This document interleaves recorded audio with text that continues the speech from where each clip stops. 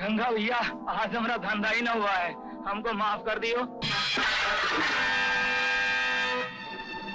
कहा छोटे लाल बेईमान माल छुपाओ ढोलकिया, थोपड़ा तोड़कर हाथ में धर दे। काय में धर दे? हाथ में। हाँ तो सीधे से जेब में हाथ डालो, माल निकाल, नहीं तो खाल उधेड़ ले। कहाँ उधेड़ ले? खाल। तो चल निकाल। हाँ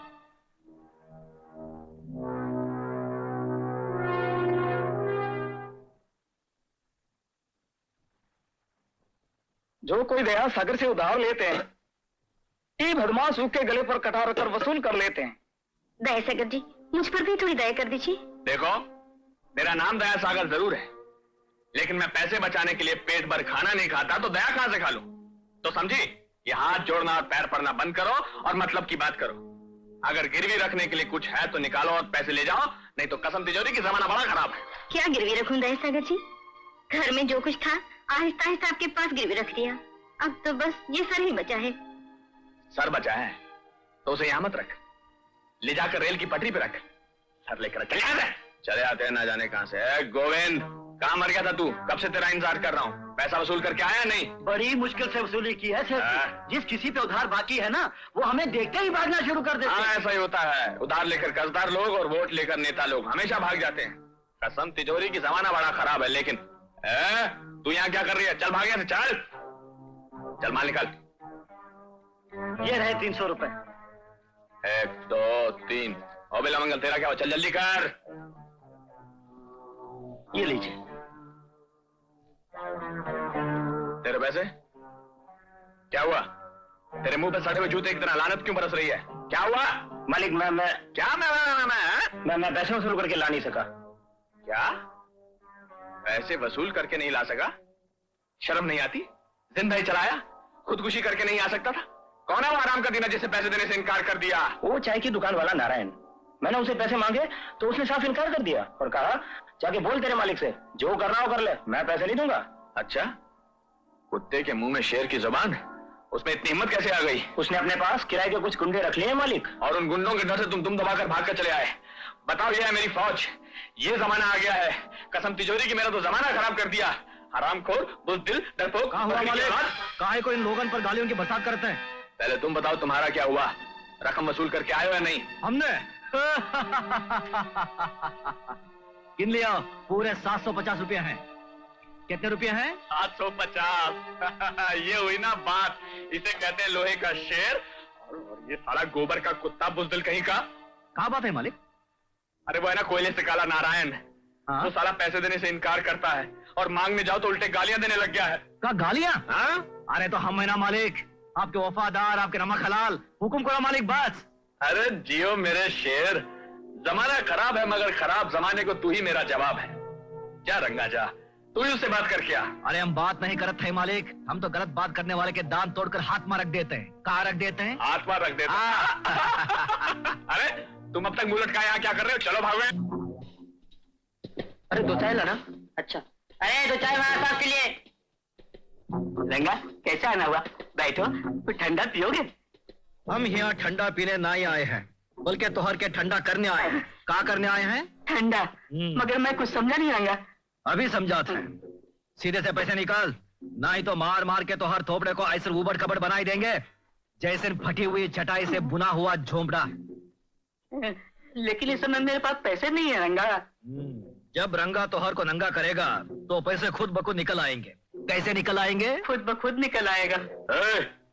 क्या रे, क्यों इन्हें जबरदस्ती परेशान कर रहा है? कहा रे, तो हर कलेजा में खुजली होते क्या? ये तो हर जोरवा का कसम लगता है क्या? क्या बोला? अभी बताता हूँ।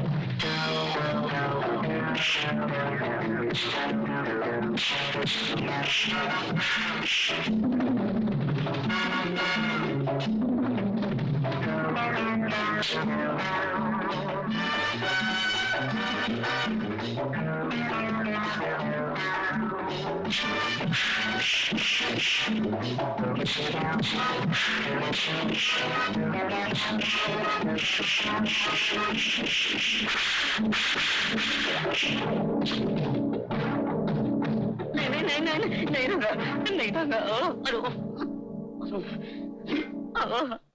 पैसे देने के बाद ही तुम्हारा बॉयलर वापस मिलेगा। कहाँ वापस मिलेगा? बॉयलर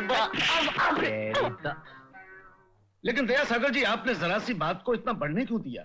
थोड़े से पैसों के लिए इतना बड़ा झमेला खड़ा कर दिया।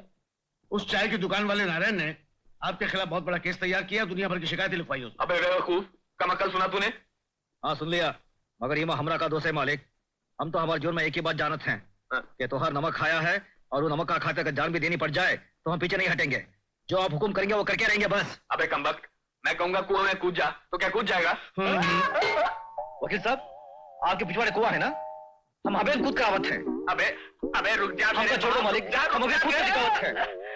कसम तिजोरी की वकील साहब, मेरा तो जमाना खराब कर दिया है इसने। दया सागर जी, आपने भी अजीब सा आदमी पाल रखा अब है। देख लीजिए नमूना आपके सामने, बिल्कुल हनुमान है, हनुमान है।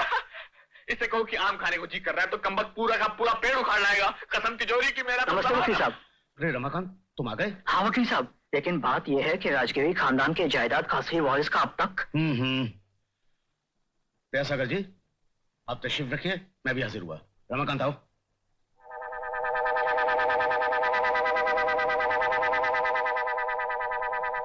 तुमने कहा इतनी देर लगा दी थी? मैं कितनी बेचैनी से तुम्हारा इंतजार कर रहा था। मैंने उत्तर के सारे गांव छान मारे सर, एक एक घर में जाकर पूछा, मगर मुझे कोई भी ऐसा आदमी नहीं मिला जो राजगिरी खानदान से संबंध रखता हो। मुझे तो ऐसा लगता है सर कि मुझे अब दक्षिण की तरफ जाना पड़ेगा। हो सकता है वहां पर मुझे उस खानदान का कोई ना कोई वारिस जरूर मिल जाएगा।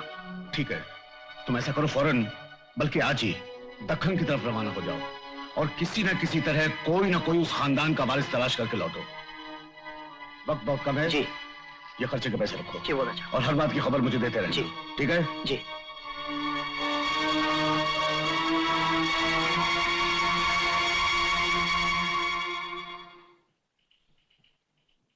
वकील साहब, अभी आप अंदर कुछ उत्तर दक्षिण, जमींदारी, खानदान और जायदाद के बारे में बातें कर रहे थे। आपका उस बात से कोई ताल्लुक नहीं है श्रीमान। आप सिर्फ अपने केस के बारे में बात कीजिए। कसम तिजोरी की जमाना बड़ा खराब है। ठीक है, फरमाइए अब आप क्या करना चाहिए मुझे? फिलहाल तो आप यहां से तशरीफ ले जाइए और जो भी डेवलपमेंट होगी मैं आपको खबर करता रहूंगा। उल्लू के पट्टे, कुत्ते, नालायक, गधे, ये सब तेरी वजह से हो रहा है। चल, वो तेरा बाप उठाएगा क्या? साहब, साहब आप कुछ भूल रहे हैं।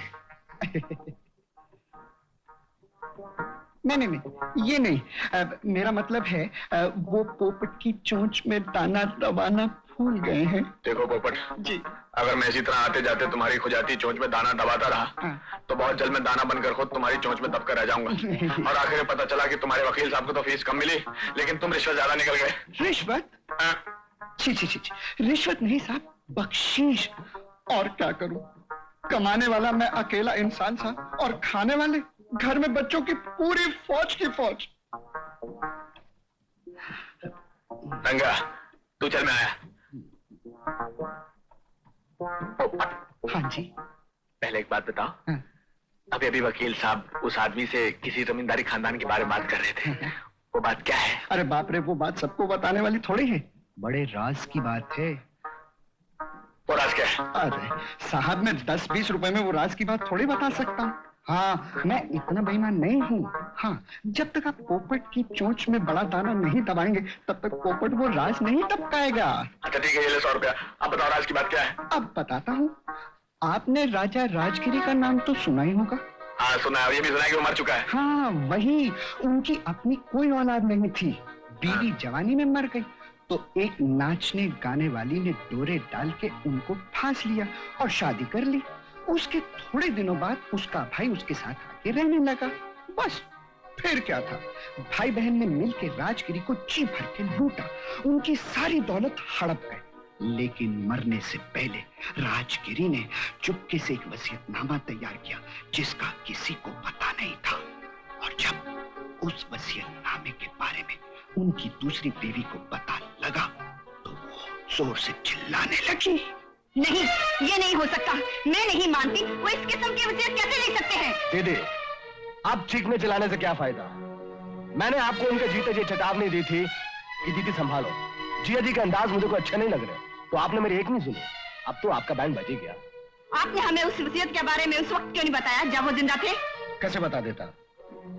जमींदार साहब ने मुझसे वादा लिया था कि जब तक वो जिंदा हैं तब तक ये राज मैं किसी पे न जाहिर होने दूंगा। अगर 1 साल के अंदर अंदर राजगिरी खानदान का आखिरी वारिस, जिसकी सिर्फ इकलौती औलाद हो, न मिला तो ये सारी जायदाद कानूनन आपकी हो जाएगी।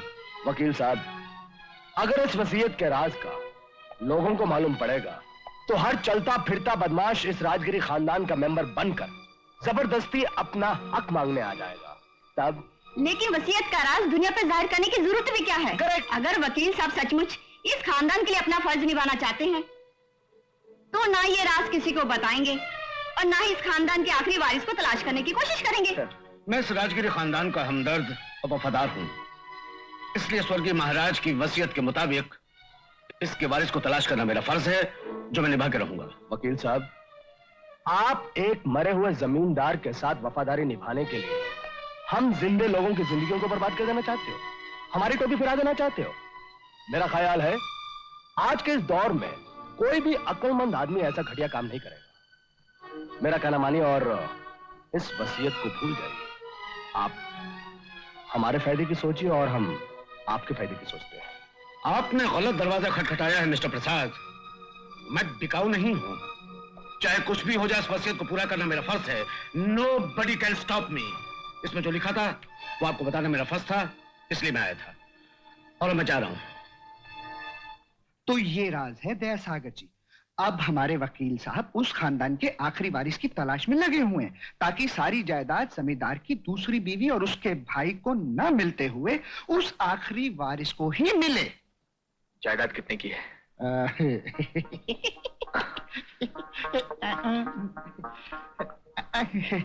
पूरे 5 करोड़। 5 करोड़? हाँ, 5 करोड़। 5 करोड़? 5 करोड़? मेरे 5 करोड़ कहाँ गए? मेरे 5 करोड़, मेरे नोट कहाँ गए? मेरी दौलत कहाँ गई? क्या बात है? क्या हुआ? कुछ नहीं, सो जाओ। कसम तिजोरी की। तो गोविंद, तू सब कुछ ठीक तरह से समझ गया ना? समझ गया मालिक। मैं आज ही राजगिरी खानदान के लोगों को तलाश करने के लिए दक्षिण की तरफ रवाना हो जाता हूँ। क्या है गोविंद, एक तू ही ऐसा गांव में जिस पर मैं पूरी तरह से विश्वास कर सकता हूँ। लेकिन एक बात का ख्याल रखना, ये राज सिर्फ तेरे और मेरे बीच में है। किसी तीसरे को पता भी नहीं चलना चाहिए। नहीं चलेगा मालिक। कसम तिजोरी की, जमाना बड़ा खराब है। अब तू जा। ये चलूं मालिक। सीता बेटी, ओ सीता बेटी, आई बापू। जल्दी टोकरी को हाथ लगा, बाजार जाने में देर हो रही है। जी जल्दी। हाँ, एक कपड़ा संभाल मेरा। अरे गिर गया, पकड़। जी जी। ला बाबा ला, बाजार पहुंचने में देर हो रही है, मैं जा रहा हूँ। अच्छा। अरे सीता बेटी, जा जल्दी से कुएं से पानी भर के ला। अच्छा माँ। अजी राजगिरी जी, नामदेव महादेव जी, नमस्ते। नमस्ते। क्या बात है मास्टर जी, आज ये मेरा इतना लंबा नाम लेकर क्यों पुकार रहे हो? क्या नाम लिया आपने? मैंने कहा राजगिरी नामदेव महादेव जी नमस्ते। ठीक है, मेरा नाम नामदेव महादेव राजगिरी है, मगर सारा गांव मुझे नामदेव मुर्गी वाला पुकारता है। तुम भी कल तक यही पुकारते थे। आज एक मुर्गी क्या चीज है? अगर आपके पास आपके पुरखों की तरह जायदाद होती ना तो अब सारी मुर्गियां मुझे इनाम में दे देते। अच्छा, मैं सारी मुर्गियां तुमको दे देता और मैं झाड़ू लेकर गांव में गाय का गोबर जमा करता फिरता क्या? अजी ना ना ना, भगवान न करे। आपको मालूम नहीं नामदेव जी आप कौन है? अच्छा, मुझे नहीं मालूम कि मैं कौन हूँ, आपको मालूम है? मास्टर, दारू पीना शुरू कर दिया है क्या? आप समझते क्यों नहीं? आप कोई मामूली आदमी नहीं है, आप राजगिरी खानदान से संबंध रखते हैं। तो क्या हुआ? अजी आप जयचंद विजयचंद राजगिरी महाराज के खानदान के सदस्य हैं। देखिए, चंद दिनों पहले इस अखबार में आपके पुरखों के बारे में कितनी सारी बातें छपी हुई थी, पढ़िए तो। मुर्गी बेचने वाला क्या अखबार पढ़ता है? अरे जाने दो ना भाई, धंधे का समय हो रहा है, एक तो मौसम ठीक नहीं है, वैसे ही फटाफट मुर्गियां मरेंगे। हटो हटो। अजी अजी नामदेव राजगिरी महाराज जी। नमस्ते राजगिरी राजा साहब, आइए आइए, इधर इधर। नमस्ते राजगिरी राजा साहब, आइए आइए। अरे क्या मुसीबत है बाबा, ये सारे लोग मेरे पीछे हाथ धो के क्यों पड़ गए? अभी वो मास्टर मिले थे, जाने के अनाप शनाप बक के चले गए। अभी आपने भी वही मंदिर जापना शुरू कर दिया, क्या है? हाँ नामदेव जी, वो कोई साधारण बात नहीं है, ऐतिहासिक बात है। आपको मालूम है कि आपके पूर्वज यानी आपके बाप दादा कौन थे? इसमें मालूम करने की क्या बात है? बाप दादा थे। हाँ बराबर है, लेकिन वो लोग थे कौन? राजे महाराजा थे, बहादुर योद्धा थे, रियासतों पे राज करने वाले थे। अरे बरसों पहले ये सारे इलाके पर उन्हीं का राज था। अवश्य आपके बाप दादा समाज और मानव जाति का कल्याण करने वालों में से थे। हाँ, और इसलिए इस इलाके में होने वाले राजाओं में से सबसे लोकप्रिय राजा थे। अगर आप चाहे तो आपके पुरखों के बारे में लिखी गई ये पुस्तक देख लीजिए। देखिए, ये देखिए, ये देखिए, ये आपका किला।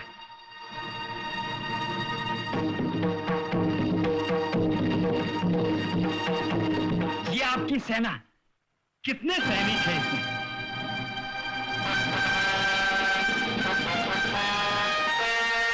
ये आपके शूरवीर परदादा, बिल्कुल आपके जैसे लगते हैं।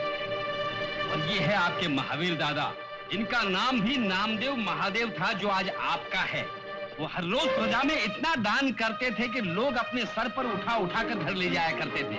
और एक आप हैं, उन्हीं राजाओं के रिश्तेदार, जो सर पर टोकरी उठाकर मुर्गियां बेचते हैं।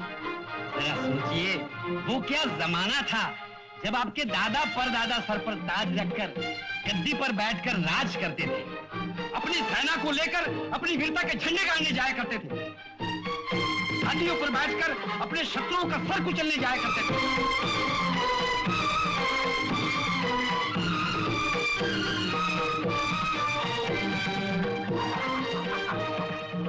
नामदेव राजगिरी जी, नामदेव राजगिरी जी, क्या हुआ? हम जाग गए। ये सर ताज रखने के लिए बना है, मुर्गी का बोझ उठाने के लिए नहीं बना है।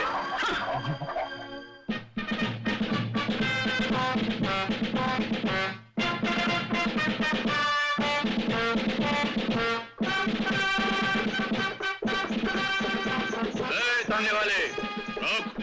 अरे क्या है? अरे रोक, हमारा हुक्म है तांगा रोका जाए। चिल्लाता क्यों है नामदेव मुर्गी वाले? तांगा के लिए रोका? मैं शहर की तरफ जा रहा हूँ, चलना हो तो कूद कर बैठ जा। कूद के बैठ जाओ? हम कूद के बैठे? हम जमाने को कूदवाने वाले, तू हमें कूदने को कह रहा है? चल, पहली गलती है, माफ करते हैं। घोड़े को तांगे से अलग कर, हमें घोड़े पे बैठना है। घोड़े पे? हाँ, घोड़े पर। हैरत के मारे तेरी आंखें फटी क्यों जा रही हैं? अरे मगर क्यों? घोड़े पे क्यों बैठना चाहता है? हम इस पर बैठकर अपनी प्रजा का हाल मालूम करने जाएंगे।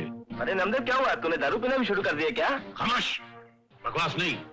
ये 10 रुपया लो और हमारे हुजूर में घोड़ा पेश किया जाए। मगर ये घोड़ा सवारी का नहीं है। सवारी का नहीं है तो क्या हुआ? घोड़ा तो है ना, माँ बदौलत इसी घोड़े पर सवारी करेंगे। उतरो और घोड़ा पेश किया जाए।